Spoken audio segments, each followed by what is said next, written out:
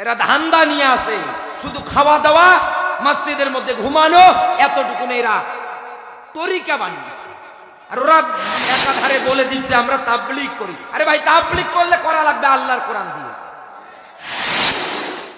আপনারা যা করেন সেটা তালিম করেন, বাংলাদেশে নিষেধ নেই। আপনাদের দ্বারাও মেহনত হয়, দিনের অনেক ভালো ভালো কাজ হয় আপনাদের দ্বারা, আমি এটা অস্বীকার করছি না। তাই বলে আপনারা মানুষ মারবে, এ কেমন তাবলীগ জামাত? এই দেশে মানুষ মারে তো আওয়ামী লীগ, এই দেশে মানুষ মারে তো ছাত্রলীগ। মাথায় টুপি দিয়ে আপনি ওই দলের অনুসারী দাবি করবেন, বাংলার মাটিতে আপনাদের ছাড় দেওয়া হবে না। দরকার পড়লে বছর ইস্তেমারে দরকার নেই। আফান এতটুকুন শব্দ থেকে সূরাটার নামকরণ করা হয়েছে সূরা সাফ। সাফ শব্দের অর্থ দলবদ্ধ, কাতারবদ্ধ, সারিবদ্ধ। এক কথা বলেন, তার মানে আল্লাহ এটাই বুঝিয়েছে এই দুনিয়ার ময়দানে তোমাদের ভিতরে ঐক্যতা থাকা লাগবে। কোরআনের আয়াত, মুসলমান মুসলমান ভাই ভাই। রাসূল বলেন একটা দেহের মতো। এক কথা বলেন, এক জায়গায় যদি কেটে যায়, ওখান থেকে ব্যথাটা যেমন মাথা থেকে শুরু করে পারে আঙ্গুল পর্যন্ত অনুভব হবে।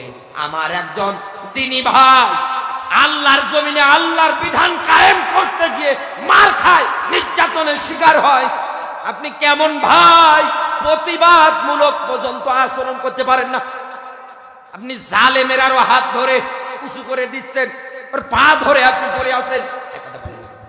আপনি তো ভাই না, আপনি ভাই নামের কলঙ্ক। এই বাংলাদেশটার মধ্যে আমাদের মাঝে আছে ঐক্যতা, দলাদলি। এই বিষয়গুলো কোরআন হাদিসের আলোকে বাস্তব জীবনে আমরা সেট করতে না পেরে এই জন্যই তো মার খেয়ে আছি। অথচ আল্লাহর ব্যাখ্যা তাতাফাররাকু ফি, বিধান কায়েমে লড়াই সংগ্রাম করতে গেলে দুনিয়ায় কোনোদিন দলে দলে বিভক্ত হওয়া যাবে না। এ কথা কার? তাতাফাররাকু ফি, কিসের দলাদলি? সবাইকে এক কাতারে আসা লাগবে। প্ল্যাটফর্ম কয়টা বলেন বলেন? ওয়ালতাকুম মিনকুম উম্মাতুন ইয়াদউনা ইলাল খায়র। আল্লাহ বলেন একটা মাত্র দল থাকা লাগবে, যেই দলটা দুনিয়ায় সৎ কাজে আদেশ দেবে, অসৎ কাজে বাধা দেবে। আল্লাহ বলেন উলাইকা হুমুল মুফলিহুন, এই দলটাই আল্লাহর কাছে সফল কাম। রাসূল বলেন মরণের পরে আমার উম্মতের মধ্যে ৭৩টা কাতার দাঁড়াবে, ৭২ কাতার যাবে জাহান্নামে, আর একটা কাতার যাবে জান্নাতে। এক কথা বলেন। আরে ভাই, এনারা তো চলে যাচ্ছে, ব্যাপার কি?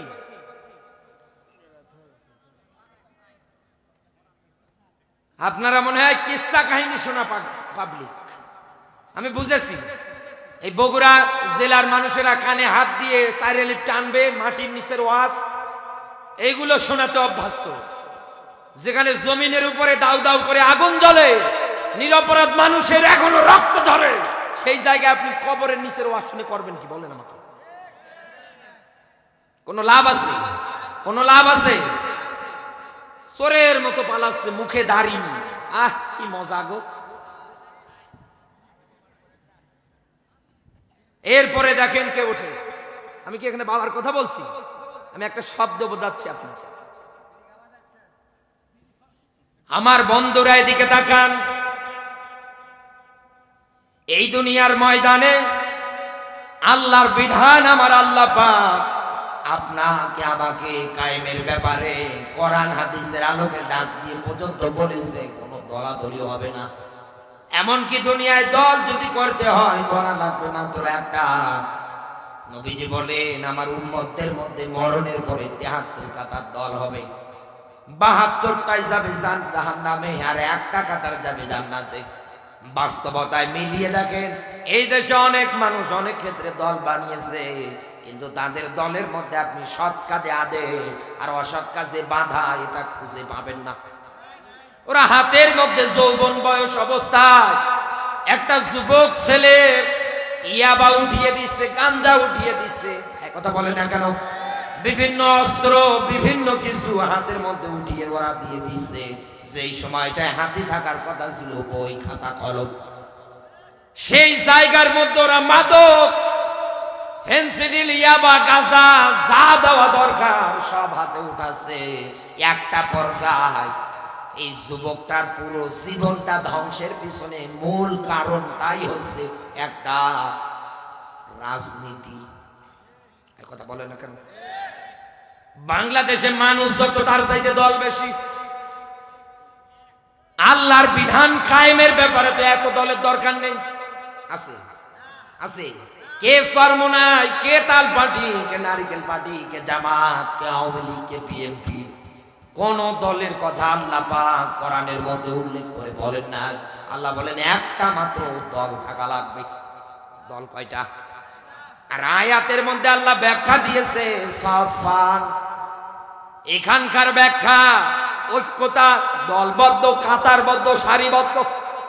রাসূল তিরমিজির হাদিসের মধ্যে ডাক দিয়ে বলেছেন, আমি তোমাদের 5টা বিষয়ে আদেশ দিছি, তার এক নম্বরে হচ্ছে জামাতবদ্ধ।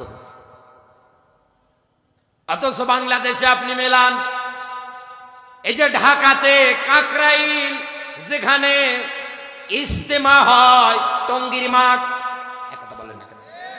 ওই জায়গার মধ্যে 7 গ্রুপ যারা আছে, বড় বড় চাকু, দা, বটি, বড় বড় চাপাতি, মানুষ কুপিয়ে মারার জন্য তারা যা দরকার সবগুলো ওই জায়গার মধ্যে নিয়ে গিয়েছে। এবং আপনি গতকাল নিউজে দেখেছেন ঘর বাড়িতে আগুন পর্যন্ত দিয়েছে। কত মানুষকে দুনিয়ার থেকে বিদায় পর্যন্ত করে দিয়েছে। এই বগুড়াতে একজন মারা গিয়েছে, জানাজা হয়েছে আজকে, তার ছোট্ট একটা বাচ্চা হাউমাউ করে কাঁদতেছে। কথা বলে না? এই বাংলাদেশে যারা তাবলীগ জামাতের পরিচয় দিয়ে মানুষ হত্যা করতে পারে, এরকম কোন তাবলীগ যেন বাংলাদেশে না থাকে। তার মানে এই দেশে ছাত্রলীগেরা যেমন মানুষ মারে, এই দেশে তাবলীগ জামাত ছাত্রলীগ হয়ে ফিরে এসেছে। আপনি ওদের ষড়যন্ত্রটা দেখেছেন। এই দেশটার মধ্যে নতুন করে একটা অস্থিতিশীল পরিবেশ তৈরি করার জন্য ওরা এই চেষ্টা চালাচ্ছে। আর যদি মুসলমানদের ভিতরে দলবদ্ধ, কাতারবদ্ধ, সারিবদ্ধ থাকতো, মুসলমানেরা যদি ঐক্যতার প্ল্যাটফর্মে জামাতবদ্ধতার কাতারে থাকতো, এই দেশে কোন জালেম কোনদিন কোন মানুষকে হত্যা করতে পারতো না। বিশ্ব নবীর জীবনী বলছি বোঝানোর জন্য একটাবার শুধু মনোযোগ দেন। 1400 সাহাবী নিয়ে নবীজি আমার মদিনা থেকে মক্কায় হজ করার জন্য যখন রওনা দিয়েছেন, হুদাইবিয়া নামক জায়গায় আসার পরে কাফের বেঈমান যারা আছে ডাক দিয়ে বলছে, আপনি প্রবেশ করতে পারবেন না।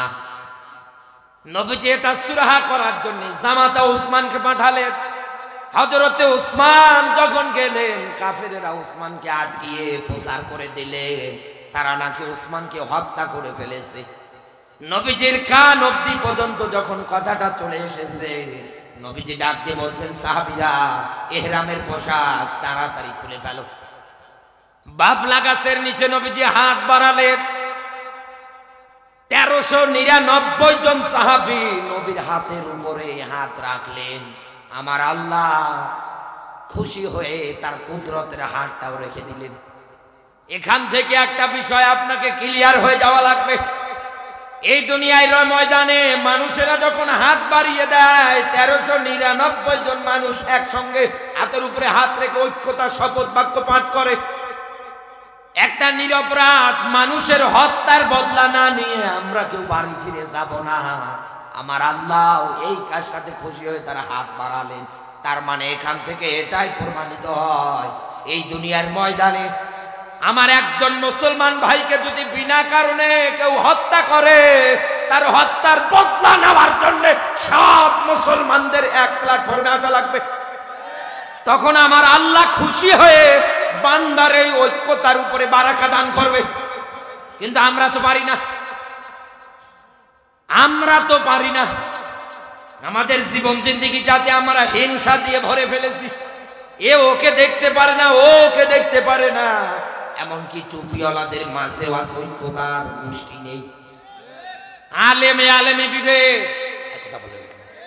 একজন আলেম আরেকজন আলেমকে মহব্বত করবে, ভালোবাসবে, এটা স্বাভাবিক। সে কোন মতদর্শের হয় হোক আমার দেখার বিষয় না। আমার এই জায়গার মধ্যে এখন একটাই মাথার মধ্যে খেল খাবে, সে আমার একজন দিনী ভাই, তার কোন মতাদর্শ সে মানে, কোন মাযহাবের অনুসারী সে আমার দেখার বিষয় না, সে আমার ভাই। আরে এই দুনিয়ায় মানুষ হত্যার বদলা নিতে গেলে রাসূল যেমন ঐক্যতার কাতারে 1399 জন সাহাবীকে এনেছে, আল্লাহ খুশি হয়ে হাত রেখেছে। এই দেশে আপনি মাযহাব নিয়ে পড়ে আছেন, এই দেশে আপনি কোন কার আদর্শ মেনে জীবন যাপন করেন দেখার বিষয় না, হত্যার বদলা নিতে গেলে সবাইকে এক কাতারে আসা লাগবে। রাসূল যখন এক কাতারে আসলেন, কাফের বেঈমানদের কান অবধি পর্যন্ত কথা পৌঁছে গিয়েছে। রাসূল যে কায়দায় শপথ বাক্য পাঠ করেছে, একবার যদি আমাদের মক্কার মধ্যে প্রবেশ করে, বাড়ি ঘর যা আছে একটাও আস্ত রাখবে না, তারা ওসমানকে ছেড়ে দিতে বাধ্য হয়েছে। এই কথা বলে না কেন? এই বাংলাদেশে আজ আপনি তাকান, এই দেশটাকে নতুন করে অস্থিতিশীল একটা পরিবেশ তৈরি করার জন্য জালেমেরা বারবার উঠে পড়ে লেগেছে। শুধু আমাদের মাঝে ঐক্যতা, মিল, মোহাব্বত, ভালোবাসা না থাকার কারণে এই দেশে আজ কেউ শেয়ারের জন্য দৌড়াচ্ছে। এক কথা বলে না কেন? কত মানুষ মারা যায়, যাক আগামীতে আমার শেয়ার চাই। আরে ভাই, আপনি শেয়ার নিয়ে করবেন কি? শেয়ারে বসে করবেন কি? এই দুনিয়ার ময়দানে এরকম শেয়ারে নমরুদকে আল্লাহ বসিয়ে জুতা পিটা করিয়েছে। আল্লাহ না করুক, সামনে আপনার উপরেও যদি এইরকম জুতা পিটা আসে, ঠেকাতে পারবে? হ্যাঁ, ঠেকাতে পারবে? কেন দুনিয়ায় আপনি ঐক্যের কাতারে নেই? কেন এই দুনিয়ার ময়দানে আজ আপনি একে অপরকে ভালো চোখে দেখেন না? কেন একটা প্ল্যাটফর্মে একটা কাতারে সারিবদ্ধ আপনি হচ্ছেন না? তাবলীগ জামাতের পরিচয় দেয়, মসজিদে টোপলা টাপলি নিয়ে পড়ে থাকে, বলে আমি জীবন চিল্লায় এসেছি। ওর ঘরের খবর নিয়ে দেখেন, ওর বউটাই পর্দা করে না, ওর বউ বেপরদায় মাঠে বাজারে ঘাটে সব জায়গায় ঘুরে বেড়াচ্ছে, আর উনি এসেছে আল্লাহর রাস্তায়। নিজের ঘরের মেয়েটা পর্দায় নেই, নিজের ছেলে হাতে গাঞ্জা ডলে, সেদিকে খেয়াল নেই। আপনি আল্লাহর আয়াত কোনটা মানেন বলেন? ওয়ানফুসাকুম ওয়াহলিকুম নার। আল্লাহ বলেন নিজে যেমন জাহান্নামের আগুন থেকে বাঁচা ফরজ, অন্য আরেকজনকে বাঁচানো ফরজ। আপনি নিজের আখের গোছাচ্ছেন। সূরা হামিম সাজদার 29 নম্বর আয়াত। আপনার সন্তান, আপনার স্ত্রী, আপনার মেয়ে দুনিয়ায় পথভ্রষ্ট ছিল, আপনি তাদেরকে সতর্ক করেন না, আপনি তাদের মাঝে সঠিক কথা বলেন না। এরা যখন মারা যাবে না, এরা আল্লাহর কাছে ডাক দিয়ে বলবে, আল্লাহ দুনিয়ায় আমরা পথভ্রষ্ট হয়েছিলাম, আসলে ওই মানুষগুলোকে দেখাও, আজকে আমাদের জোড়া পায়ে লাথি দিয়ে এদেরকে সহ আমরা জাহান্নামে যাব। আমার আল্লাহর রায়, আল্লাহর ফয়সালা একদম ক্লিয়ার, এদের জোড়া পায়ে লাথি খেয়ে আপনাকে যাওয়া লাগবে। আপনার না জীবন চিল্লা, আপনার নেই একেবারে 40 দিন, 50 দিনে, 1 মাস, 1 বছরের জন্য গাঁটি গুটি নিয়ে বের হয়েছে। ইসলাম কায়েমের ব্যাপারে এদের মুখে কোনো বক্তব্য নেই। এক কথা বলে না কেন? এদেশের সুদী ব্যাংকিং ব্যবস্থা দূর করার বিষয়ে এদের মুখে কোনো বক্তব্য নেই। এদেশের ন্যায় বিচার প্রতিষ্ঠার ক্ষেত্রে এদের কোনো ভূমিকা নেই। এরা ধান্দা নিয়ে আসে, শুধু খাওয়া দাওয়া, মসজিদের মধ্যে ঘুমানো, এতটুকু এরা তরিকা বানিয়েছে। আর ওরা একাধারে বলে দিচ্ছে আমরা তাবলীগ করি। আরে ভাই, তাবলীগ করলে করা লাগবে আল্লাহর কোরআন দিয়ে। আপনারা যা করেন সেটা তালিম করেন, বাংলাদেশে নিষেধ নেই। আপনাদের দ্বারাও মেহনত হয়, দিনের অনেক ভালো ভালো কাজ হয় আপনাদের দ্বারা, আমি এটা অস্বীকার করছি না। তাই বলে আপনারা মানুষ মারবেন, এ কেমন তাবলীগ জামাত? এক কথা বলেন না কেন? এই দেশে মানুষ মারে তো আওয়ামী লীগ, এই দেশে মানুষ মারে তো ছাত্রলীগ। মাথায় টুপি দিয়ে আপনি ওই দলের অনুসারী দাবি করবেন, বাংলার মাটিতে আপনাদের ছাড় দেওয়া হবে না। দরকার পড়লে বছর ইস্তেমারে দরকার নেই। কিসের দরকার?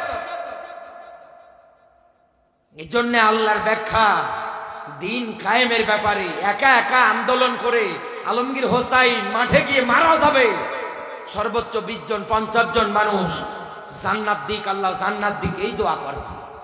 এই জন্য আল্লাহ এই জায়গায় সব ফান দেয় না। আল্লাহ বুঝিয়েছে পুরো বগুড়া জেলার যত মানুষ আছে, বগুড়া সহ আরো 63 জেলার যত মানুষ আছে, ও যদি দাবি করে আমি আল্লাহর বান্দা, ও আছে সব ফাঙ্গের ভিতরে। একথা বলে না কেন? কারণ দিনের ব্যাপারে, দিন কায়েমের ব্যাপারে আল্লাহ সবাইকে একত্রিত করেছে, সবার উপরে ফরজ। আপনি যদি বলেন যে না এটা আমি মানি না, এটা আমি মানব না, তবে আমি একটা মাত্র দলিল দিচ্ছি আপনাকে। আল্লাহ পাক বলেন ইন্নাহু লাযিকরুল লাকা ওয়া লিকাওমিকা ওয়া সাওফা তুসআলুন।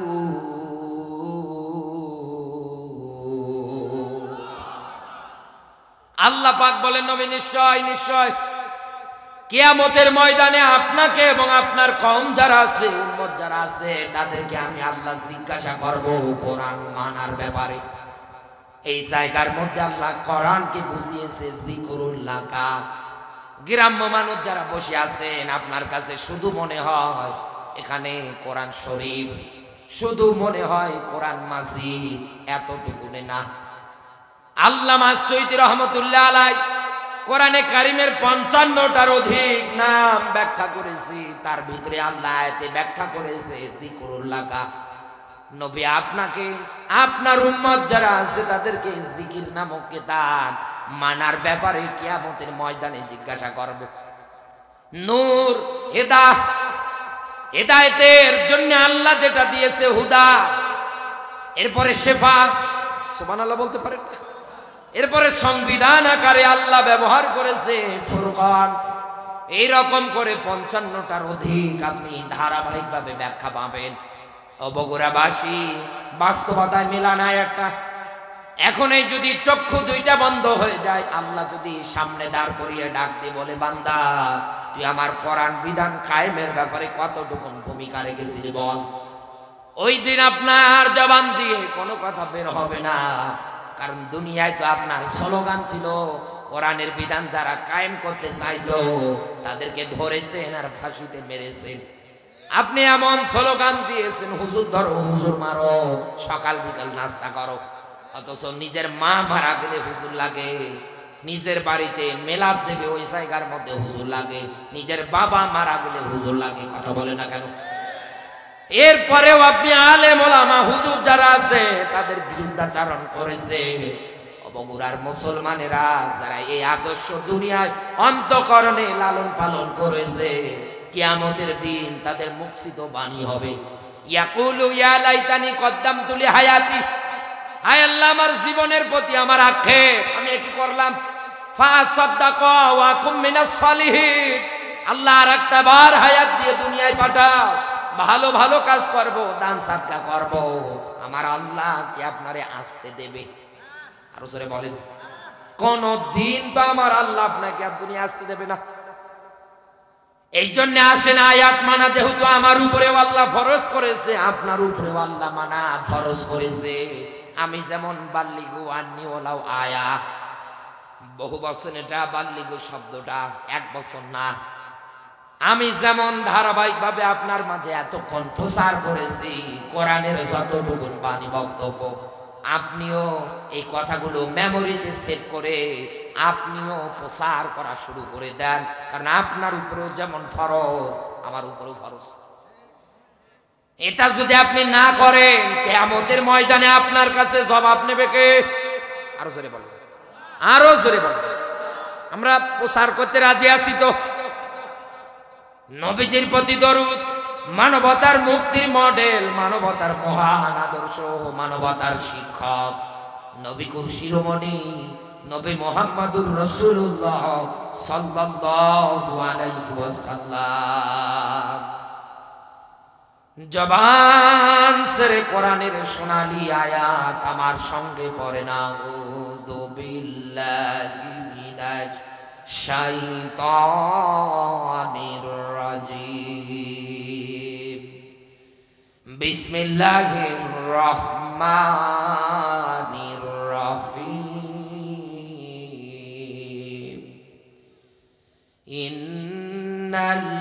ইন্নাল্লাযীনা ক্বালু রাব্বুনাল্লাহ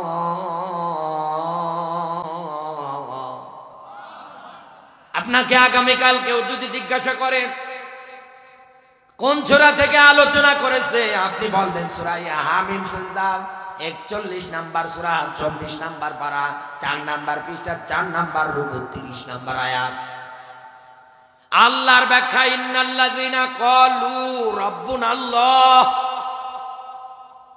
আল্লাহকে রব বলে ডাকতে মেনে নিতে আমাদের কি কোনো দ্বিমত আছে?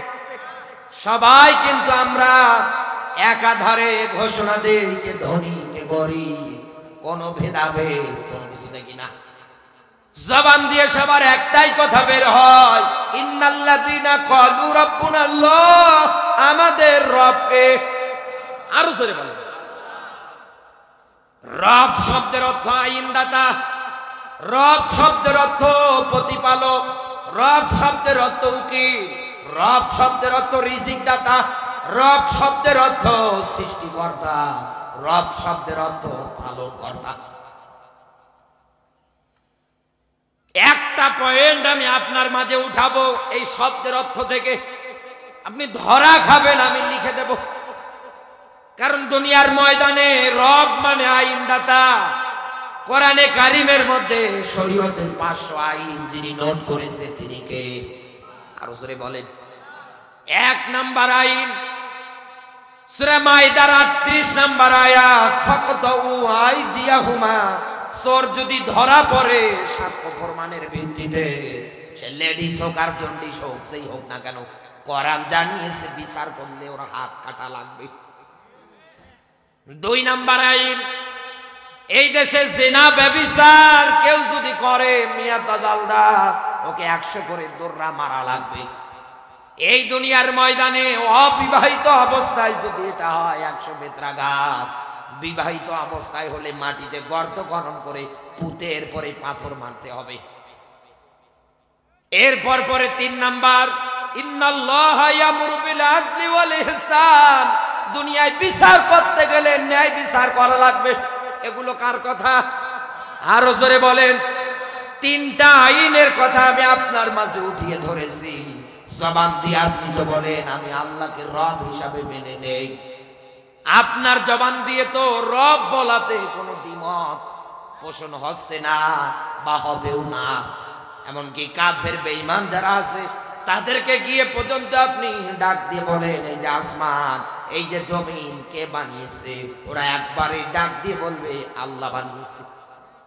এই দুনিয়ার ময়দানে রব যারা বলেছেন, দ্বিমত যারা পোষণ করেন না, দ্বিধা দ্বন্দ্ব যারা তৈরি করেন না, তাহলে আপনাকে রব বলার পর পরে রবের আইন কায়েমের জন্য দুনিয়ায় ভূমিকা লাগা লাগবে।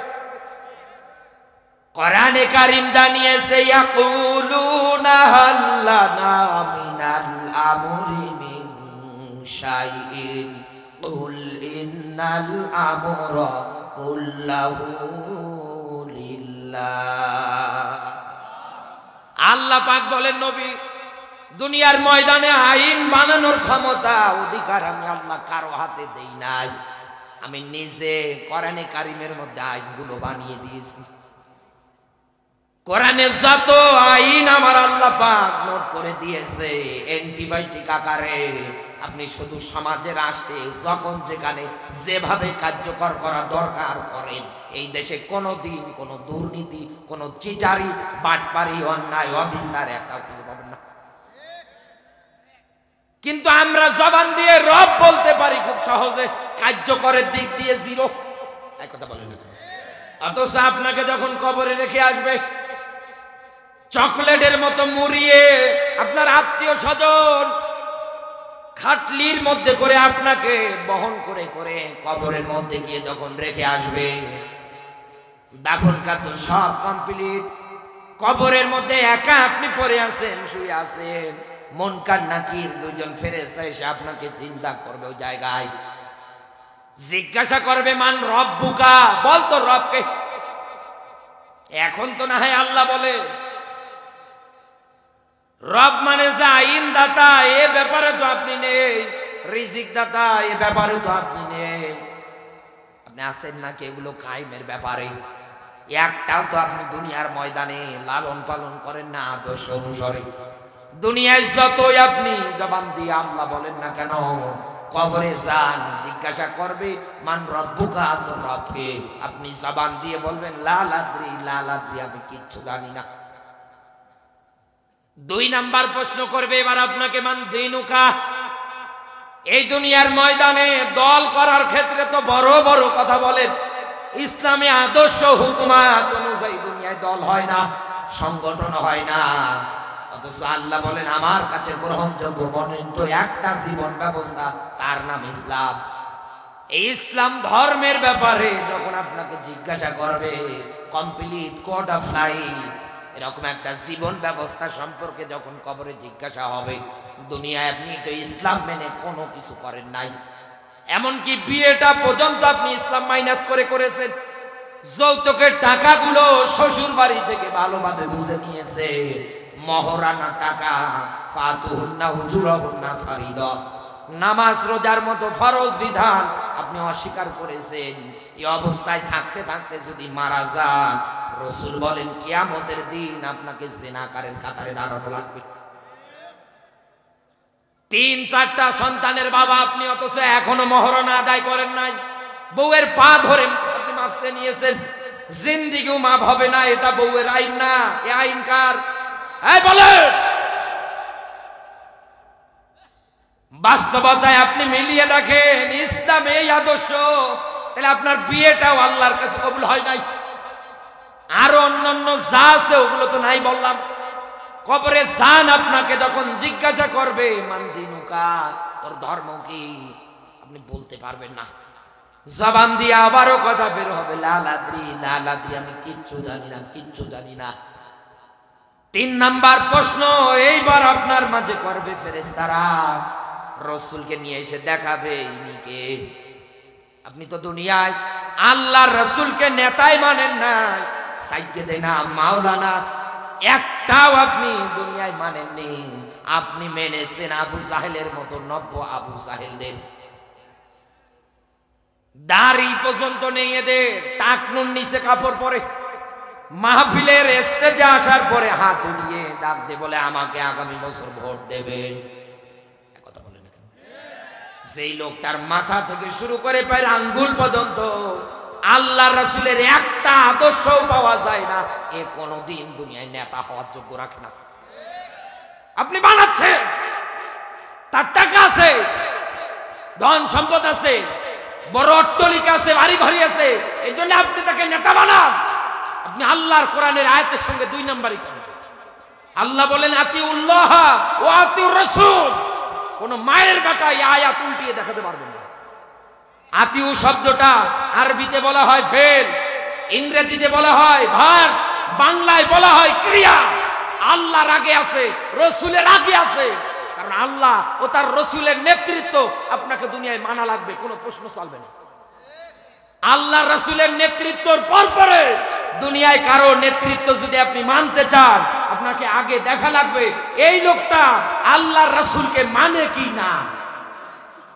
ওর মুখে দাড়ি নেই, টাকনুর নিচে প্যান্ট পরেছে, 10টা সূরা পর্যন্ত বলতে পারে না। মসজিদে ইমামতি করার জন্য সামনে এগিয়ে দিলে প্যান্টে পোশাক করবে, এই কথা বলে না। আপনি তাকে নেতা বানান, তার আদর্শ আপনি মানেন। এমন নেতা নির্বাচন করেন যে মসজিদের ইমামতি করার যোগ্যতা রাখবে এবং সমাজেরও ইমামতি করার যোগ্যতা রাখবে। এই রকম নেতাকে আপনি সামনে বসান, দেখবেন এই দেশে কোনোদিন কেউ ব্রিজ মারবে না, কেউ কোনোদিন কালভার্ট পারবে না, জনগণের অধিকারে কোনোদিন হাত দেবে না। কিন্তু আমরা তো উল্টা পাল্টাই। এই জন্যই তো কবরে রাসূলের মতো নেতাকে দেখাবে ইনি কে, আপনি তো মানেন না। জিজ্ঞাসা করবে ইনি কে, আপনি মানেননি, ওবার জবান দিয়ে বের হবে লা লাদ্রি, লা লাদ্রি, কিচ্ছু জানি না। এবার মনে হয় ফেরেশতারা আপনার জন্য জান্নাতি আপেল কেটে দিয়ে বলবে খা, হ্যাঁ, বাটাম ফাটা সাইজ করবে। দুনিয়ায় হাজার হাজার মানুষকে ঘরে থাকতে দেন, এই বাড়ি থাকতে দেন না, কিচ্ছু বলে নাই। মানুষগুলো বিচার দিয়েছে কার কাছে? আরো জোরে বলে আল্লাহাকুমুত তাকাসুর। আল্লাহ বলেন দুনিয়ার শেয়ার, সম্মান, ধন সম্পদ, টাকা পয়সা, সুনাম খ্যাতি, প্রচুর্যের পিছনে তুই দৌড়াবি না। লক্ষ লক্ষ মানুষের ঘর বাড়ি ছাড়া করেছে, দুনিয়া থেকে হত্যা করে বিদায় করেছে। কার আদর্শে, কার চোখের ইশারায় এগুলো করেছেন? যান কবরে পিটিয়ে ঠান্ডা করবে। আমার বন্ধুরা, এই যে তিনটা ব্যাখ্যা আমি আপনাকে দিলাম কবরের সওয়াল জবাব সম্পর্কে, একটাবার চিন্তা করেন। আপনি যদি উত্তর দিতে না পারেন, আপনি যদি বলতে না পারেন, আপনার অবস্থাটা কি দাঁড়াবে ওই জায়গায়? ও বগুড়ার মুসলমানেরা, এই জন্য আমি আপনার মাঝে এই ব্যাখ্যা ভেঙ্গে ভেঙ্গে বলে দিলাম, যাতে করে আপনার মধ্যে কোনো দ্বিমত না থাকে, আরো ভালো করে ক্লিয়ার করার জন্য। আল্লাহ পাক বলেন, আমি জানি আমাকে রব বলার পর পরে আমার এই আইনগুলো, আমার দিন ইসলাম বিধান কায়েম করতে গেলে, আমার রাসূলকে নেতা মানতে গেলে, তার আদর্শ হুকুমাত গুলো বাস্তবায়ন করতে গেলে, এই দুনিয়ার ময়দানে তারা ঘরে থাকতে পারবে না, বাড়ি থাকতে পারবে না, তাদের উপরে নির্যাতনের স্টিমগুলো চালানো হবে। আল্লাহর ব্যাখ্যা এই জন্যে, সুম্মাস্তাকামু, এর প্রতি যারা অবিচল করবে তারা টিকে থাকবে। আল্লাহর ব্যাখ্যা, তাতানাজ্জালু আলাইহিমুল মালাইকা, দুনিয়ায় আইন কায়েম করতে গিয়ে, বিধান কায়েম করতে গিয়ে, রাসূলকে নেতা মানতে গিয়ে দুনিয়ায় যারা টিকে থাকবে, আল্লাহর আইন বাস্তবায়নের জন্য মাঠে ময়দানে দুনিয়ায় যারা আন্দোলন করবে।